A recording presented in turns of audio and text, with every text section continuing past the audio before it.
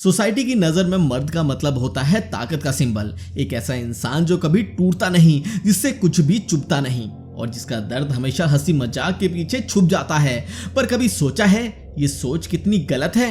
जब sexual violence की बात होती है तो हम अक्सर मर्दों को इस डिस्कशन से बिल्कुल ही निकाल देते हैं, उसकी तकलीफ को इग्नोर कर देते हैं। क्या मर्दों के साथ अब्यूज नहीं होता? क्या उनका दर्द नहीं होता? ये कहानी सिर्फ एक क्राइम की नहीं, एक ऐसे शिकार की है जो बस इसलिए छुप रहा था क्योंकि वो मर्द था। एक ऐसे इंसान की जो अपने दर्द को छुपाता रहा और समाज के लिए एक जोक बन गया, पर उसका अंदर से टूट जाना किसी भी सर्वाइवर के दर्द से कम नहीं था। ये कहानी उस सिस्टम की भी है जो मेल सेक्सुअल अब्यूज को नहीं समझता, ना कभी उस पर खुलकर बात करता है। पंजाब के जलंधर के कपूरथला रोड पर एक रात एक दूध के प्लांट में काम करने वाला आदमी अपने घर लौट रहा था। रात के सन्नाटे में सब कुछ शांत था, रास्ता बिल्कुल खाली। तभी एक सफेद कार उसके पास आकर रुकती है। कार के अंदर 4 औरतें बैठी थी। एक ने अपने विंडो का शीशा नीचे किया और उसे एक स्लिप दी। उस स्लिप पर कोई एड्रेस लिखा हुआ था और आदमी कंफ्यूजन में स्लिप पढ़ने लगा, पर तभी एक औरत ने उसके चेहरे पर कुछ स्प्रे कर दिया। स्प्रे इतना स्ट्रांग था कि उससे तुरंत दिखना बंद हो गया। बेहोशी और घबराहट के बीच वो खड़ा ही रह गया और इसी बेचैनी में उसे कार के अंदर खींच लिया गया। जब तक होश आया, कार अंदर से लॉक हो चुकी थी। उसने अपने आप को एक अजीब और डरावनी सिचुएशन में पाया। वो 4 औरतें उसके साथ थी और थोड़ी ही देर में उसे समझ आया कि कुछ गलत हो रहा है। उसके साथ जबरदस्ती की गई और वो कुछ कर नहीं पा रहा था। उसकी मर्जी, उसकी चीखें, सब कुछ दबा दिया गया। ये सब कुछ कई घंटों तक चलता रहा। शुरुआत में शायद किसी को लगता हो कि एक आदमी के लिए ये कोई मजाक होगा या शायद वो मजा ले रहा होगा, पर जो असलियत थी वो एकदम अलग थी। वो आदमी अंदर ही अंदर टूट रहा था। उसकी इज्जत, उसका अपने ऊपर का भरोसा सब खत्म हो रहा था। मर्द होने का दर्द, एक समस्या जो समाज नहीं समझ पाता, वो ये है कि अगर एक मर्द के साथ ऐसा कुछ होता है तो लोग उसे हंसी मजाक का मुद्दा बना देते हैं। लोग कहते हैं क्या प्रॉब्लम है, 4 औरतें थी, मजा ही आया होगा। पर सच ये है कि उस आदमी के लिए ये एक कभी ना खत्म होने वाला दुख बन गया। उसका शरीर और मन दोनों तोड़ दिया गया था। जब वो अपने घर पहुंचा, उसकी हालत खराब थी। उसने अपनी बीवी को सब कुछ बताया। बीवी ने उसका दुख समझा, पर एक और दर्द उसका इंतजार कर रहा था। बीवी ने कहा, पुलिस को मत बताओ, लोग नहीं समझेंगे, तुम पर किसी को विश्वास नहीं होगा। यही तो सबसे बड़ी समस्या है। जब एक मर्द विक्टिम बनता है तो लोग उसे मजाक समझते हैं। कुछ दिन चुप रहने के बाद उस आदमी ने अपनी कहानी एक लोकल न्यूज़पेपर को बताई। उसका दिल भर गया था और वो ये और नहीं सह सकता था।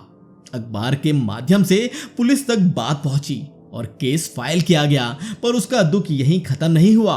पुलिस और समाज दोनों ने उसकी कहानी को उस तरह से नहीं देखा जैसे देखा जाना चाहिए था।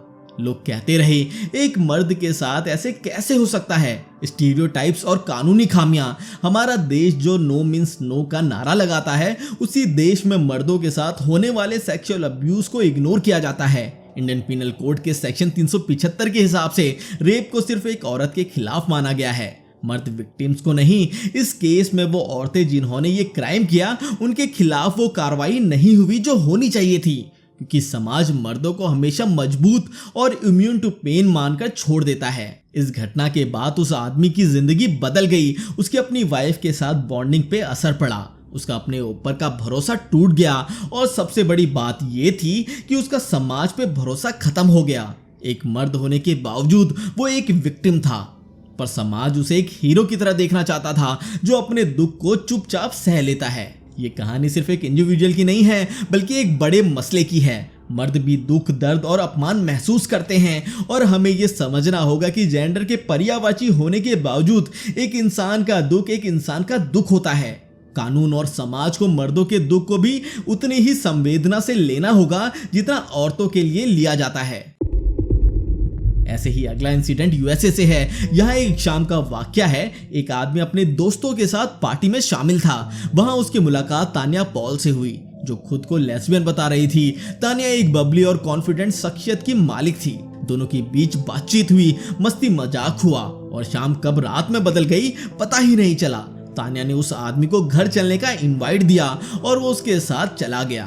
तान्या के घर पहुंचकर दोनों ने और ड्रिंक्स ली। आदमी तान्या के बारे में और जानने की कोशिश कर रहा था, लेकिन उसका दिमाग रिलैक्स था। उसे लग रहा था कि तान्या के साथ दोस्ती एक अच्छी याद बनेगी। जब नशा अपने चरम पर पहुंचा, तान्या ने उसे कहा कि वो ऊपर वाले कमरे में सो जाए। ये सुनकर आदमी खुद को और रिलैक्स महसूस कर रहा था। उसे लगा कि सब कुछ ठीक है, लेकिन उस रात एक ऐसी बात हुई जो उस आदमी की जिंदगी हमेशा के लिए बदल कर रख गई। जब उसकी नींद खुली तो उसने देखा कि तान्या उसके ऊपर थी। एक पल के लिए उसका दिमाग खाली हो गया। उसे समझ नहीं आ रहा था कि ये क्या हो रहा है। वो तान्या को धक्का देकर नीचे गिरा देता है, लेकिन उसके चेहरे पर जो शौक और डर था वो उसकी जिंदगी भर का दर्द बन गया। उसके बाद काफी वक्त तक वो आदमी समझ नहीं पाया कि उसने क्या झेला है। तान्या के साथ जो दोस्ती उसने बनाई थी वो एक डरावना सपना बन गई थी। उस आदमी ने तान्या के खिलाफ केस दर्ज कर दिया। फॉरेंसिक एविडेंस से साबित हुआ कि तान्या ने उसके साथ जबरदस्ती की थी। कोर्ट ने तान्या को दोषी करार दिया और उसे 2 साल की सजा सुनाई।